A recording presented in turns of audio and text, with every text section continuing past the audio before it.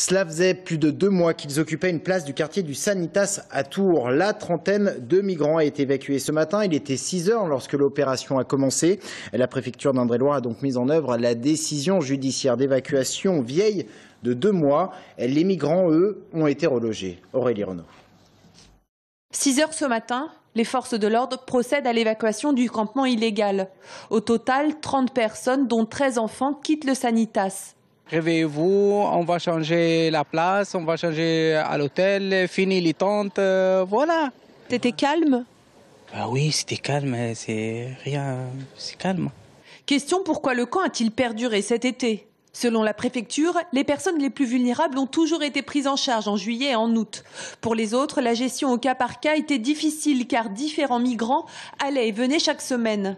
Récemment, les conditions de vie des occupants s'étaient beaucoup trop dégradées. Il fallait intervenir. Il était fait état à la préfecture de tensions à la fois entre les familles qui étaient présentes sur ce site, mais également entre les familles et certains bénévoles qui venaient pour leur apporter leur soutien. Le point de chute des migrants, 2 hôtels de Tours-Nord pour 5 nuits d'hébergement.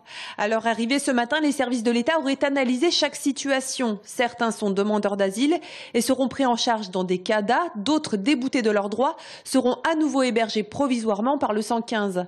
Un dossier qui semble enfin avancer. Pourtant, ce matin, dans les locaux de chrétiens migrants, à l'origine de ce campement, la tension était grande. Les valises, les vêtements, les papiers, le fauteuil de l'handicapé, tout ça est disparu.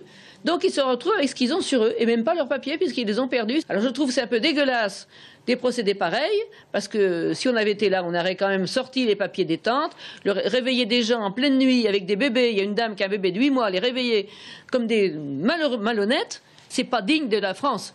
Avant l'évacuation de ce matin, les associations prévoyaient une nuit de la solidarité dans les jardins de la préfecture. Aujourd'hui, les jardins ont été fermés, mais les associations ont tout de même tenu à marquer leur présence pour rendre hommage à ceux qu'ils ont nommés les exilés du Sanitas.